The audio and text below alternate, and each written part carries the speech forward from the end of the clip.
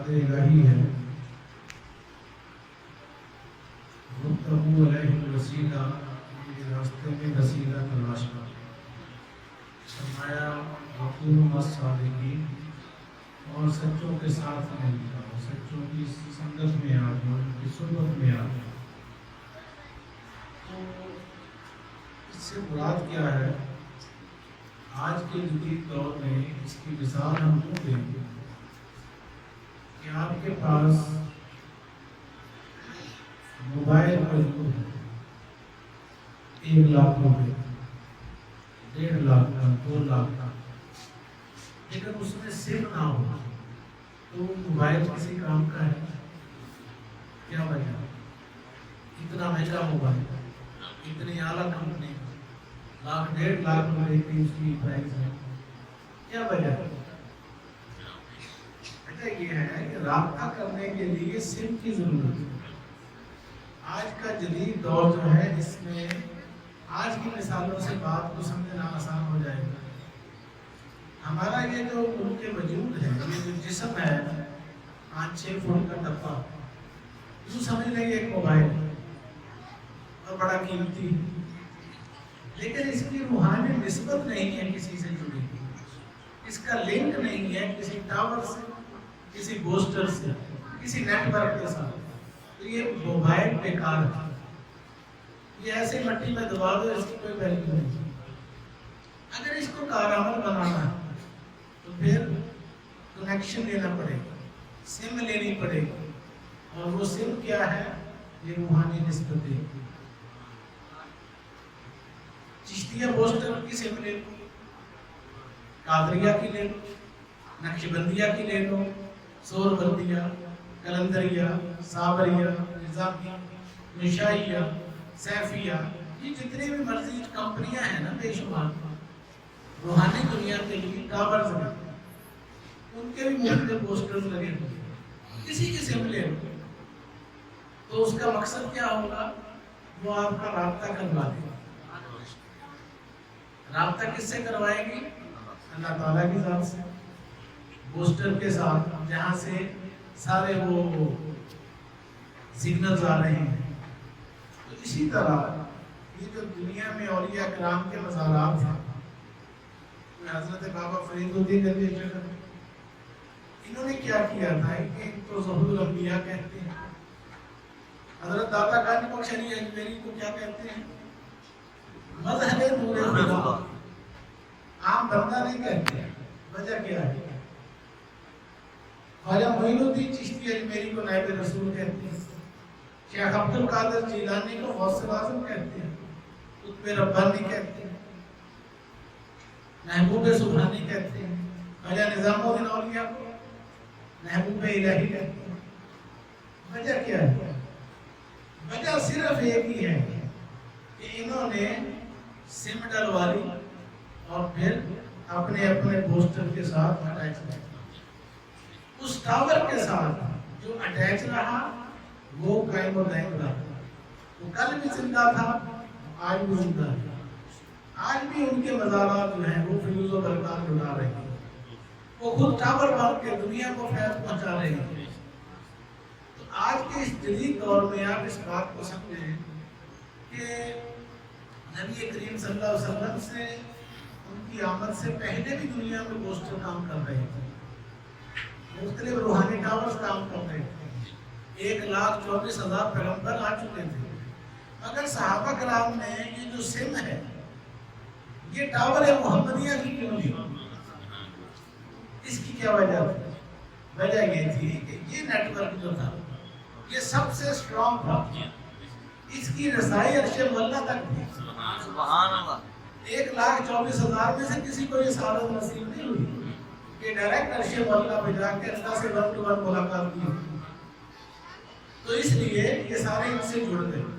موسیٰ علیہ السلام کا دین بھی چل رہا تھا، عیسیٰ علیہ السلام کا بھی چل رہا تھا، توریت بھی تھی، زبور بھی تھی، باقی سارے نبیوں کے سلسلے چل رہے تھے، مگر کیا وجہ تھی کہ انہوں نے اس ٹاور کے ساتھ کنیکشن جوڑا ہوا؟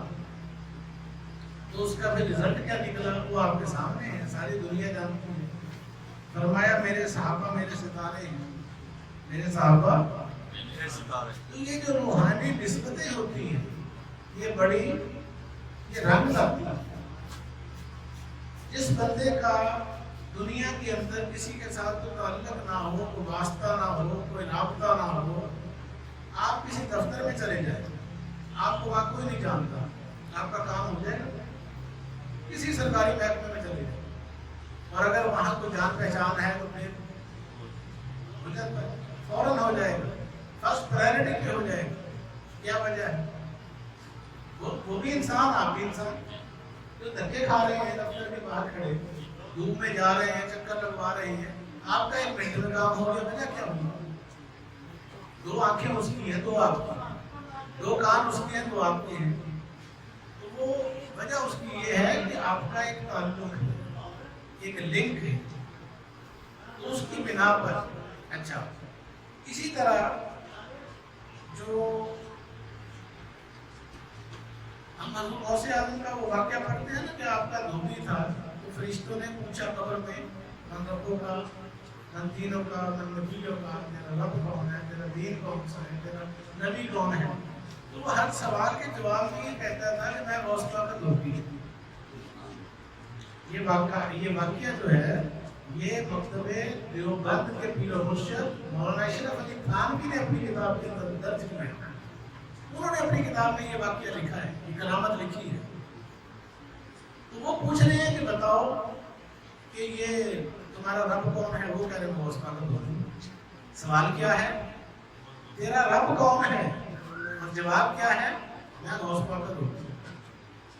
سوال یہ ہے تیرا دین کیا ہے؟ من دینوں کا. جواب کیا ہے؟ میں غوث پاک کا دھوبی. من نبیوں کا. تیرا نبی کون ہے؟ جواب کیا دیا جا رہا ہے؟ میں غوث پاک کا دھوبی. تاریخی کتابیں موجود ہیں، حوالے بھرے پڑے، آپ علماء کرام کی زبان سنتے رہتے ہیں. What is this؟ یہ کیا ہے؟ یہ اللہ کے ملائکہ ہیں، منکر نکیر ہیں، وہ قبر کے اندر آئے ہیں، زندگی کا حساب مانگ رہے ہیں، تو جواب آگے سے کیا دیا جا رہا ہے؟ بات یہ ہے کہ ان کی وہ اللہ کے پاس گئے فرشتے، انہوں نے کہا نہیں وہ تیرا عجیب بندہ ہے، ہم اس کے پاس گئے ہیں، ہم سوال پوچھ کرتے ہیں، جواب دیتا ہے دھوبی. تو اللہ تعالیٰ نے فرمایا کہ اس جواب کے اندر ہی سارے جواب موجود ہیں. نعرہ تکبیر، نعرہ رسالت، نعرہ حیدری. تم اس جواب کو سمجھو کہ تم نے پوچھا کہ تیرا رب کون ہے، انہوں نے کہا کہ میری نسبت ہے غوث اعظم سے، جو ان کا رب ہے وہی میرا رب ہے. تم نے پوچھا دین کون سا ہے، انہوں نے کہا میری نسبت غوث پاک سے ہے، جو ان کا دین ہے وہی میرا دین ہے. تم نے پوچھا نبی کون ہے، تو جو غوث پاک کا نبی وہی میرا نبی ہے. تو اللہ نے کہا بس یہ ہے بات اصل. اور دوسری بات یہ ہے کہ غوث اعظم شیخ عبد القادر جیلانی ولیوں کے بادشاہ، وہ کسی بے دین سے اپنے کپڑے دھلوائیں گے؟ وہ دیندار سے ہی اپنے کام خدمات لیتے ہیں. تو یہ نسبتیں جو ہیں یہ رنگ لاتی ہیں، بشرطے کہ ہم اپنی زندگیوں کا رخ بدل دیں. ہماری زندگیاں گھوم رہی ہیں نفسانیت کے گرد، شیطانیت کے گرد، خواہشات کے انبار ہیں بے شمار، ٹیکسوں کی بھرمار ہے، مہنگائی کا طوفان ہے، نہ دن کو چین نہ رات کو چین. انسان کرے تو کیا کرے؟ 15 روپے کی روٹی ہو گئی، روحانیت تو ساری نکل جاتی ہے بندے کو. کھڑا نماز میں ہے، دھیان گھر کے خرچے میں. یہ ہے نا ذاتی مسائل. تو ان مسائل کو ہم نے بھگتنا بھی ہے. ان اللہ مع الصابرین، اللہ صبر کرنے والوں کے ساتھ ہے. پیوستہ ہے شجر سے امید بہار ہے. اچھا وقت آئے گا انشاءاللہ. ہم اللہ کی رحمت سے مایوس نہیں ہیں، لیکن جڑے رہو، رحمت کی امید رکھو، بہار آئے گی. یہ ہے ظاہری مسائل. مگر ہمارا یہ جو مسائل ہم بیان کر رہے ہیں یہ جسم کے مسائل ہیں. جسم کو روٹی چاہیے، جسم کو بجلی چاہیے، کپڑے چاہیے، پانی چاہیے، مکان چاہیے، دکان چاہیے، کار چاہیے. یہ سارے مسائل کس کے ہیں؟ جسم کے. مگر جسم جس کے وجہ سے چل پھر رہا ہے وہ کیا ہے؟ وہ روح ہے. اگر یہ نکل جائے اس میں سے تو اس کے سارے مطالبے ختم. ڈیڈ باڈی ہے، ڈیتھ ہو گئی ہے بندے کی. اب بتاؤ اس کو کار کی ضرورت ہے، مکان کی، روٹی کی، نان کی، کسی بھی چیز کی اب ضرورت نہیں. وجہ کیا؟ وجہ یہ ہے کہ جو اصل انسان تھا وہ اس میں سے نکل گیا. یہ اس کا خول ہے، اس روح کا. تو ہمارے ساتھ جو معاملہ مرنے کے بعد پیش آنا ہے وہ روح کے ساتھ. یہ جسم جو ہے اس نے تو گزارا کر ہی لینا ہے. ایسے ایسے اولیاء کرام ہوئے ہیں جنہوں نے سادگی میں اپنا وقت گزارا اور وہ دنیا سے چلے گئے. ہم کہتے ہیں نبی پاک صلی اللہ علیہ وسلم کے پیٹ پہ پتھر بندے رہتے تھے. تو کبھی باندھے ہم نے پتھر؟ تو پھر عشق رسول کس بات کا؟ حضور کے نقش قدم پر چلنا، حضور کے طریقوں کو اپنانا، اسی کہتے ہیں نا سنت رسول. تو ہم نے تو پتھر کبھی نہیں باندھے. کہتے ہیں نبی کے گھر میں کئی دن چولہا نہیں چلتا تھا، تو ہمارے گھروں میں تو چل رہا ہے نا. تو پھر عشق کہاں گیا؟ نبی پاک نے سادگی سے اپنے بچوں کی شادیاں کی. تو آج کے مسلمانوں کو دیکھیں تو نبی سے ہمارا کوئی تعلق بنتا نہیں ہے. زبانی کلامی تو ہے، غلام ہے، رسول کے غلام ہیں. نماز پڑھنے کا نام عشق رسول نہیں. حضور کے طرز عمل، حضور کی زندگی، لقد کان لکم فی رسول اللہ اسوۃ حسنہ. قرآن مجید کہہ رہا ہے کہ رسول پاک صلی اللہ علیہ وسلم کی زندگی تمہارے لیے بہترین نمونہ ہے زندگی گزارنے کے. مگر ہماری زندگیاں رسول پاک کے بالکل الٹ ہیں. ہمارا حضور کے ساتھ کوئی تعلق ہی نہیں. وجہ یہ میں بات بڑی معذرت سے کہہ رہا ہوں، اس پہ آپ ٹھنڈے دل کے ساتھ تنہائی میں بیٹھ کر غور و فکر کیجیے گا کہ کیا ایسا ہے کہ نہیں ہے. ہم نفس کے غلام بنے ہوئے کہتے ہیں رسول کے غلام. 24 گھنٹے خواہشات کی پوجا کر رہے ہیں. پیسہ پیسہ پیسہ، دین ایمان خدا رسول پیسہ. کوئی مانے نہ مانے ہے ہی ایسا، ایسا ہی بن گیا ہے. نماز میں بھی کھڑے ہوتے ہیں تو دھیان دنیا میں. تو خدا را اپنے ذہنوں کو، اپنی یا اللہ ہماری دنیا کو بھی اچھا بنا دے، ہماری آخرت کو بھی اچھا بنا دے. تو دنیا اور آخرت ان دونوں کو اچھا ہم نے بنانا ہے اپنے طرز عمل سے. اللہ نے ہم کو دونوں راستے دکھا دیے. کون سے؟ حدیث پاک میں آتا ہے کہ اگر انسان کے پاس سونے کا ایک پہاڑ ہو، نبی کریم صلی اللہ علیہ وسلم کی حدیث شریف ہے کہ اگر کسی انسان کے پاس سونے کا ایک احد کے پہاڑ کے برابر بھی ایک پہاڑ ہو تو اس کے دل میں خواہش ہوگی کہ میرے پاس ایک اور پہاڑ ہو. اور اگر 2 پہاڑ ہوں سونے کے تو کیا خواہش ہوگی؟ تیسرا بھی ہو. تو ان خواہشات کو کم کرنا، اپنے دل سے نکال دینا، یہ مشکل ترین کام ہے. اور یہ اس دنیا کا سب سے مشکل ترین کام اور یہ اکرام نے کر کے دکھایا. خواہشوں کو نکال کے دکھائے، بے نیازیاں پیدا کر کے دکھائی، اللہ سے دوستیاں قائم کر کے دکھائی. ان کے لنگر کھانے چل رہے ہیں، خود سنی روٹی کھا رہے ہیں، دنیا ان کے لنگر میں پل رہی ہے. کیا کتنا مشکل کام ہے. کسی کو بندہ چائے کی پیالی نہیں پلا سکتا. پانی کا گلاس بھی پلانا ہو نا تو بندہ 100 دفعہ سوچتا ہے کہ اس سے مجھے کیا فائدہ ملے گا. دکاندار اس کو چائے پانی پلاتے ہیں جس سے پتا ہو کہ اس نے مجھ سے اتنا مال خریدنا، اتنا پروفٹ مجھے ہونا ہے، چلو بھی اس کے لیے وہ چائے لاؤ، پانی لاؤ، بوتلیں لاؤ. ہوتا ہے نا ایسا. یہ دنیا داری میں ایسا ہی ہے. مگر اللہ والوں کی زندگیاں دیکھیں، کوئی مفاد نہیں، کوئی مطلب نہیں، کوئی غرض نہیں، کوئی لالچ نہیں. بس صرف یہ کہ اللہ کی مخلوق ہے، ان کو کھلاؤ. ان کے لنگر کھانے چل رہے ہیں. آج سے نہیں، 1400 سال سے اربوں ڈالر روزانہ خرچ ہو رہا ہے خانقاہ نظام کے شعبہ لنگر کے اوپر. اور رسول پاک صلی اللہ علیہ وسلم سے پوچھا گیا کہ یا رسول اللہ سب سے اچھا، سب سے اعلیٰ اسلام کون سا ہے؟ تو نبی پاک صلی اللہ علیہ وسلم نے جواباً یہ نہیں فرمایا نماز، نہ یہ فرمایا روزہ، نہ یہ فرمایا داڑھی. کیا جواب دیا؟ صحابہ کرام بیٹھے ہوئے کہ یا رسول اللہ سب سے اچھا اسلام کون سا ہے؟ فرمایا سب سے اچھا اسلام ہے دوسروں کو کھانا کھلانا. یہ سب سے اچھا اور اعلیٰ اسلام. اور یہ اللہ اس پر گامزن ہے، اس پر کاربند ہے. وہ اللہ کی مخلوق کو کھلا رہے ہیں صدیوں سے. یہ اللہ کی صفت ہے. اللہ خود نہیں کھاتا، دوسروں کو کھلاتا ہے.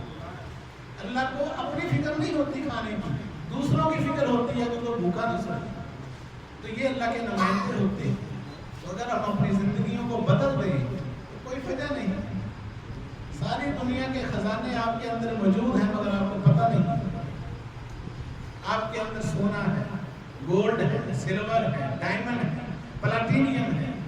ساری دنیا کے خزانے آپ کے اندر موجود ہیں مگر آپ محروم ہیں. ساری دنیا کا خزانہ آپ کے اندر موجود اور آپ بظاہر محروم. وجہ کیا ہے؟ وجہ وہی کہ ATM مشین موجود ہے آپ کو پن کوڈ کا نہیں پتا. آج کے جدید دور کی مثال ہے, پن کوڈ کا نہیں پتا. اللہ آپ کے اندر موجود ہے. اللہ قرآن میں کہہ رہا ہے نا وفی انفسکم افلا تبصرون, میں تمہارے اندر ہوں تو مجھے دیکھتے بھی نہیں. تو جو خزانوں کا مالک بادشاہ جو آپ کے اندر موجود ہے تو سب کچھ موجود ہے, مگر اس سے رابطہ قائم نہیں کرتے. وجہ شوقی نہیں, اللہ سے دوستی قائم نہیں کرتے اس لیے کہ شیطان کی دوستی سے جان ہی نہیں چھوٹتی. اللہ کا دشمن جب اس سے جان چھوٹ جائے گی, خواہشات نفسانیہ اندر سے نکل جائیں گی, تو پیچھے خدا رہ جائے گا, خزانے رہ جائیں گے, آپ لٹاتے رہ جائیں گے, قیامت تک لٹاتے رہیں گے اور ختم نہیں ہوگے. گنج بخشی فیض عالم مظہر خدا. لاہور کو داتا کی نگری کہتے ہیں, ٹھیک ہے, امیروں کی نگری کیوں نہیں کہتے, تاجروں کی نگری کیوں نہیں کہتے, وزیروں کی نگری کیوں نہیں کہتے, وڈیروں کی نگری نہیں کہتے, نوابوں کی نگری نہیں کہتے, ایک فقیر کے نام سے بھی منسوب ہے لاہور. وجہ یہ ہے کہ خزانوں کو لٹانے والے وہاں بیٹھے ہوئے ہیں. یہ باتیں صرف لفاظیہ نہیں ہیں, گورنمنٹ سے جا کر پوچھے, حکومتوں کے جو بجٹ ہیں اس کے اندر داتا صاحب کے پیروں کے خزانے جاتے ہیں, جانتے ہیں کہ نہیں جاتے ہیں, محکمہ کا گواہ ہے. تو یہ ہستیاں زندگی میں بھی دینے والی تھی, بعد میں بھی دینے والی ہیں. اللہ تعالیٰ ہم سب کو عمل کی توفیق عطا فرمائے. وما علینا الا البلاغ.